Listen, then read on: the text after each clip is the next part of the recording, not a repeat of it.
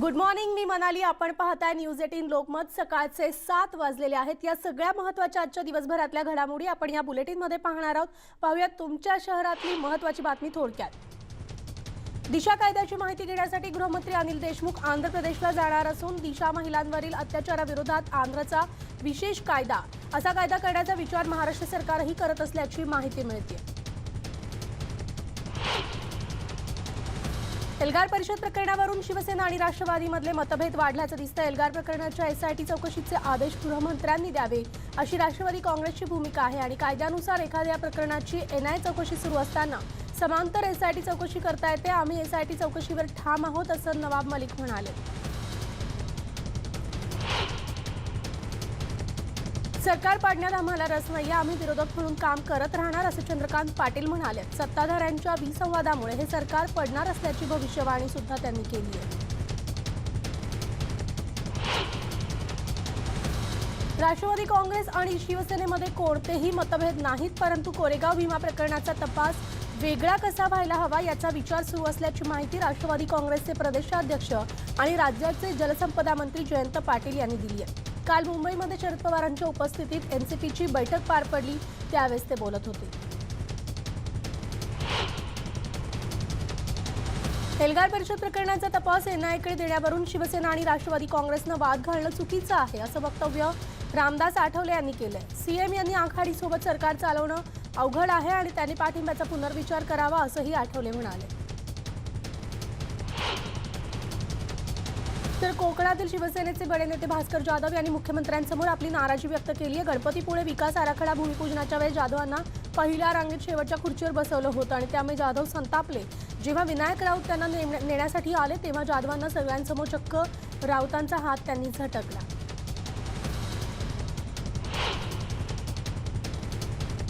तर आंगणेवाडी यात्रेमध्ये गेलेले असताना नारायण राणेंनी सरकारला चांगलंच फैलावर घेतलंय. मुख्यमंत्र्यांच्या दालनासह मंत्रालयात सगळीकडे भ्रष्टाचाराची दुकानं चालतायत असा आरोप राणेंनी केला आणि हे सरकार गेल्याशिवाय महाराष्ट्राला चांगले दिवस येणारच नाहीत असंही राणे म्हणाले. उद्धव ठाकरे दुतोंडी माणूस आहे अशी टीका त्यांनी नाणारच्या जाहिरातीवरनं केली आहे.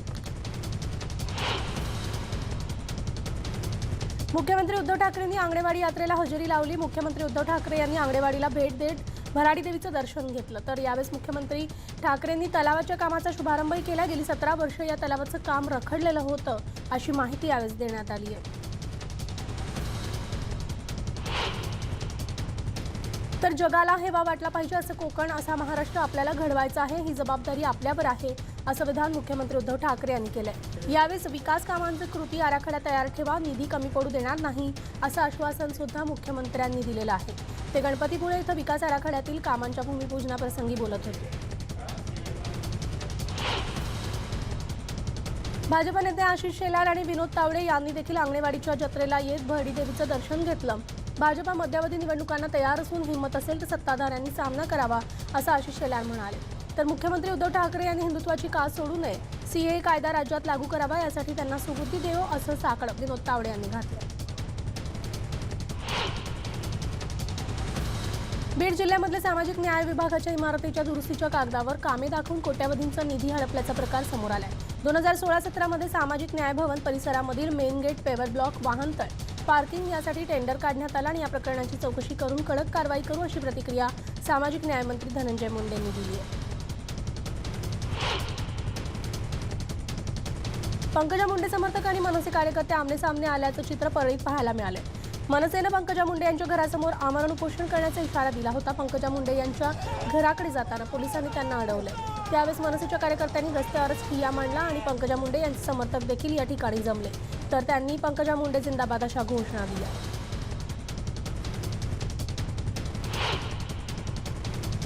भाजपचे प्रदेशाध्यक्ष चंद्रकांत पाटलांनी इंदुरीकर महाराजांची पाठराखण केली. इंदुरीकरांच्या वक्तव्याचं समर्थन करू शकत नाही, मात्र त्यांच्या पाठीशी असल्याचं चंद्रकांत पाटलांनी म्हटलंय. गर्भलिंग चाचणीबाबत इंदुरीकर महाराजांनी आक्षेपार्ह वक्तव्य केलं होतं आणि त्यावरून त्यांच्यावर टीकेची झोड उठली. अशा वेळेस मी त्यांच्या पाठीशी आहे असं म्हणत चंद्रकांत पाटलांनी नवा वाद ओढावून घेतलाय. तर वादग्रस्त निर्णयामुळे घेरल्या गेलेल्या इंदुरीकर महाराजांची मोशीमध्ये मिरवणूक काढण्यात आलेली असून शिवजयंतीनिमित्त त्यांच्या कीर्तनाचं आयोजन करण्यात आलंय. मोशीकरांनी इंदुरीकरांना त्यांना पाठिंबा दर्शवलाय. तर त्याच वेळेस इंदुरीकर महाराजांनी गर्भलिंग निदानाबद्दल केलेल्या वादग्रस्त वक्तव्यावरून त्यांना नोटीस बजावण्यात आलेली असून प्रसूतीपूर्व गर्भलिंग परीक्षण प्रतिबंध कायद्यानुसार इंदुरीकर महाराजांना नोटीस पाठवली आहे आणि त्यांच्यावर गुन्हा दाखल करण्याची मागणी अनिसच्या रंजना गवंदे यांनी केली आहे। तर बीडमध्ये इंदुरीकर महाराजांच्या समर्थनार्थ त्यांच्या प्रतिमेला दुग्धाभिषेक घालण्यात आलेला असून यावेळेस त्यांच्या समर्थनार्थ घोषणाबाजी सुद्धा करण्यात आली आहे। इंदुरीकर सर्व जाती धर्माला पुढे घेऊन जाणारे महाराज आहेत, मात्र काही समाजकंटकांकडून त्यांची जाणीवपूर्वक बदनामी केली जात असल्याचा आरोप त्यांच्या समर्थकांनी केला।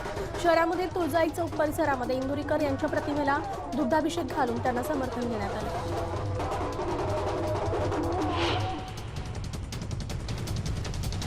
इंदुरीकर महाराजांनी केलेल्या वादग्रस्त वक्तव्यावरून टीकेची झोड उठलेली असताना आता या वादाला राजकीय रंग चढू लागलाय।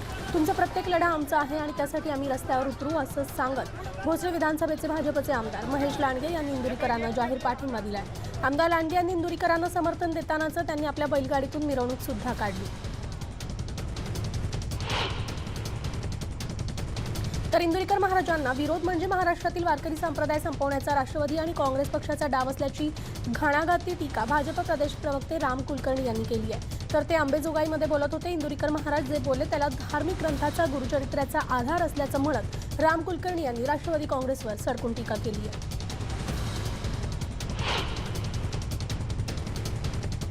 आर पाटील यांच्यासारखी माणसं राजकारणात असायला हवी होती, तर काहींना रोग आला तरी ती राजकारणात आहेत असं वक्तव्य इंदुरीकर महाराजांनी केलं आणि याआधीच वादाच्या पुऱ्यात अडकलेले इंदुरीकर महाराज पुन्हा एकदा नव्या वादात सापडण्याची शक्यता आहे। नाणारमध्ये दलाल शिवसैनिकांचा बुरखा पांघरून आहेत। नाणार रद्द झालेला असून शिवसेना नेते पदाधिकारी आग्रही असतील तर त्यांच्यावर कारवाई केली जाईल असा इशारा यावेळेस विनायक राऊत यांनी दिलाय। त्यांनी नितेश राणेंच्या टीकेवर सुद्धा पलटवार केला। नितेश राणेंना बी कोण घालतंय अशी जहरी टीका त्यावेळेस त्यांनी केली आहे। तर नरवीर तानाजी मालुसरे आणि शेलार मामा यांच्या स्मारकाचं लोकार्पण मुख्यमंत्री उद्धव ठाकरे यांच्या हस्ते काल पार पडलं। तानाजी मालुसरे यांच्या 350व्या पुण्यस्मरणाच्या निमित्तानं उमरड या त्यांच्या मूळ गावी एक मोठं स्मारक उभारण्यात आलं। या स्मारकाच्या ठिकाणी तानाजी आणि शेलार मामा या दोघांचं एकत्रित स्मारक उभारण्यात आलेलं असून या स्मारकाचं लोकार्पण जे आहे ते मुख्यमंत्र्यांच्या हस्ते काल झालं।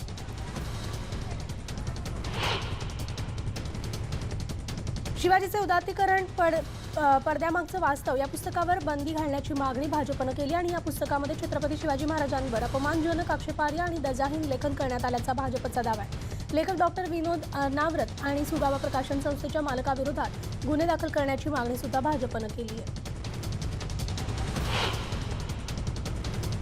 तर पुण्यामध्ये महापौर मुरलीधर मोहोळ यांच्या सर्वपक्षीय कृती समितीतर्फे जाहीर नागरी सत्कार करण्यात आलेला असून माजी मुख्यमंत्री आणि विरोधी पक्षनेते देवेंद्र फडणवीस यांच्या हस्ते मानपत्र आणि श्रींची मूर्ती देऊन हा महापौरांचा सत्कार सोहळा रंगलाय। कोथरूडचे आमदार चंद्रकांत पाटील यांच्या प्रमुख उपस्थितीमध्ये हा सोहळा पार पडला आणि यावेळी चंद्रकांत पाटलांनी देवेंद्रजींच्या नेतृत्वामध्ये अजूनही चमत्कार घडवण्याचा आशावाद बोलून दाखवत कार्यक्रमाची सांगता केली। तर मुंबईच्या जीएसटी भवनाला आग लागली होती तेव्हा आगीच्या ज्वाळांमध्ये तिरंगा वाचवण्यासाठी एक शिपाई पुढे सरसावला। कुणाल जाधवनं स्वतःच्या जीवाची पर्वा न करता शिपाई कुणाल जाधव यांना आपल्या 2 साथीदारांच्या मदतीनं तिरंगा उतरवला आणि त्यासाठी तिघंही 10 मजली चढून वर पोहोचले। कुणालच्या धाडसाचा व्हिडिओ सगळ्यांच्याच आता कौतुकाचा विषय ठरतो।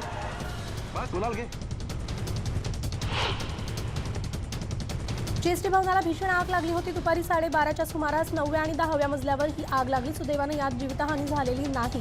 विशेष म्हणजे आग लागल्याचं समजताच अजित पवार माझगावसाठी निघाले। महत्त्वाची बाब म्हणजे 10व्या मजल्याच्या बांधकामासाठी पालिकेची परवानगी देखील नव्हती। महापालिकेची कोणतीही परवानगी न घेता हा 10वा मजला बांधल्याचं उघड झाले।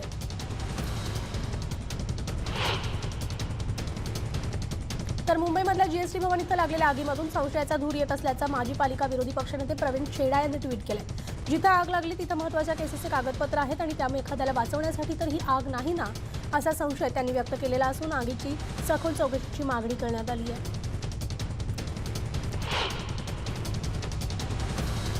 अंबरनाथ पश्चिमेला असलेल्या ब्लू सर्कल या रासायनिक कंपनीच्या एका प्लांटला सकाळच्या सुमारास आग लागली होती। प्लांटमध्ये रासायनिक प्रक्रिया सुरू असताना अचानक ही आग लागली आणि आग लागताच प्लांटमध्ये काम करणारे कामगार तात्काळ बाहेर पडल्यामुळे कामगार थोडक्यात बचावले।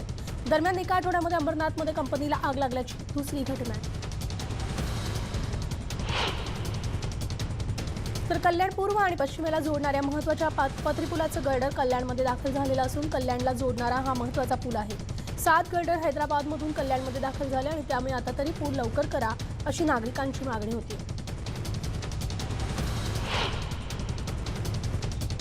एनपीआर कायद्याला विरोध करण्यासाठी महाराष्ट्रातल्या अनेक महिला सामाजिक संघटनांच्या प्रतिनिधी यांनी राष्ट्रवादी काँग्रेसचे अध्यक्ष शरद पवार यांची भेट घेतली आहे. या महिलांच्या शिष्टमंडळामध्ये शरीर विक्री करणाऱ्या महिला संघटनांच्या अनेक महिला उपस्थित होत्या.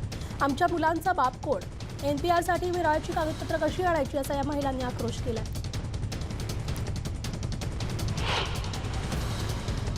तर दिवा शहरामधील समाजसेवक आणि वंचित बहुजन आघाडीचे पदाधिकारी अमोल केंद्रे यांना शिवसेना नगरसेवक शैलेश पाटील यांच्याकडून शिवीगाळ आणि मारण्याची धमकी माहिती केंद्रे यांनी दिलेली आहे.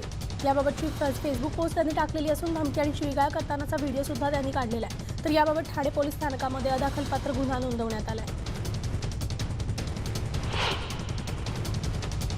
नवी मुंबई महापालिकेच्या नगरसेवकांमध्ये नवीन फॅड आले. शहरामधील एका नगरसेवकानं आपल्या प्रभागात सेल्फी पॉईंट उभारलाय. बस मग काय, सगळ्याच नगरसेवकांनी आपल्या प्रभागात सेल्फी पॉईंट उभारण्याची मागणी महापालिका आयुक्तांकडे केली आहे. आणि महत्त्वाचं म्हणजे हे सेल्फी पॉईंट उद्यान आणि चौपाटी इथं नाही तर मार्केट, हायवे अशा नको त्या ठिकाणी उभारण्याची मागणी करण्यात येते. ज्येष्ठ प्राच्यवेद अभ्यासिका डॉक्टर कुमुद कानेटकर यांचा आज अंबरनाथमध्ये नागरी सत्कार करण्यात आला. कानेटकर यांनी आजवर 2 दशकांहून अधिक काळ अंबरनाथच्या प्राचीन शिवमंदिराचा अभ्यास केला आणि त्याच अभ्यासातून त्यांनी शिवमंदिरावर एक पुस्तकही लिहिलं आहे. तर या पुस्तकाला फ्रान्समध्ये आंतरराष्ट्रीय दर्जाचा पुरस्कार देखील मिळाला. काल त्यांचा सत्कार करण्यात आला.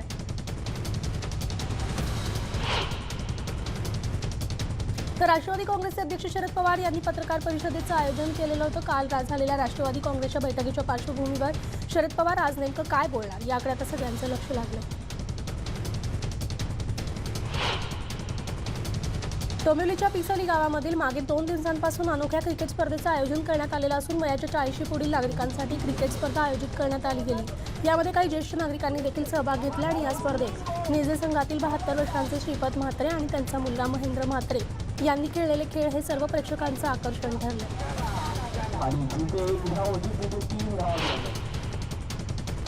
काही दिवसांपूर्वी माटुंगा रेल्वे स्टेशनवर तरुणींची छेड काढणाऱ्या विकृताचा व्हिडिओ व्हायरल झाला होता. या विकृताला शिवसेनेचे नेते नितीन नांदगावकर यांनी चोप दिलाय. आपल्या कार्यालयात आणून नांदगावकरांनी त्याला चोप दिलेला असून एकट्या दुकट्या महिलेला गाठून हा नराधम तिची छेड काढायचा आणि या विकृतावर पोलिसांनी कारवाई केली होती. पण काही दिवसातच हा नराधम जेलमधून सुटून बाहेर आला.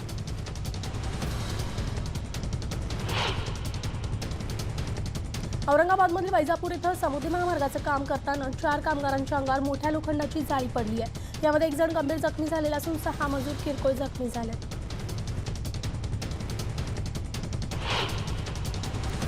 तर उल्हासनगर महापालिका शाळांच्या खासगीकरणाच्या विरोधात मनसेनं आक्रमक पवित्रा घेतला आणि याच विषयावरून विरोधी पक्षनेत्यांच्या दालनात मनसेनं ठिय्या आंदोलन केलं. मनसेचे कार्यकर्ते आणि उपमहापौर यांच्यात बाचाबाची देखील झाली. महापालिकेच्या शाळांचं खासगीकरण करण्यापेक्षा त्याचं डिजिटलायझेशन करावं अशी मागणी मनसेनं केली आणि असं न झाल्यास रस्त्यावर उतरून आंदोलन करण्याचा इशारा मनसेनं दिला.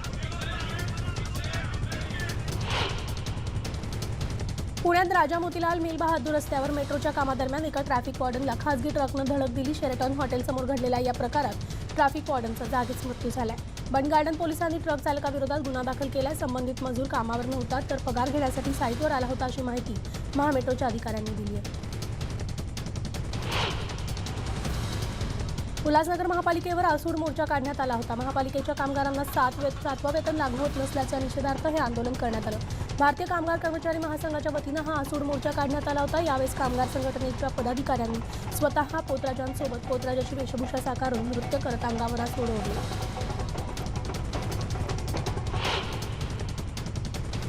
मायानगरी मुंबई आणि बॉलिवूडची पुरळ भल्याभल्यांना पडते आणि अशात चित्रपटात काम करण्याच्या इच्छेनं 2 अल्पवयीन मुली बंगळुरूवरून थेट कुर्ला LTTला आल्या आणि तिथून त्या रिक्षेनं अंधेरीला गेल्या. तिरुपती एल्फिनसमोर त्यांनी रिक्षा थांबवली आणि फोनाफोनी केली, पण संपर्क झाला नाही. मग मात्र त्या रडायला लागल्या. रिक्षाचालकाने त्यांची विचारपूस केली आणि त्यांना न सांगता आल्याचं कळताच रिक्षाचालकाने दोघींना पुन्हा स्टेशनवर नेलं आणि मित्राच्या मदतीनं पैशाची तजवीज करून त्यांना घरी पाठवलं. 13 फेब्रुवारीला त्या घरी पोहोचल्या. त्यांच्यासाठी हा रिक्षाचालक देवदूतच ठरला.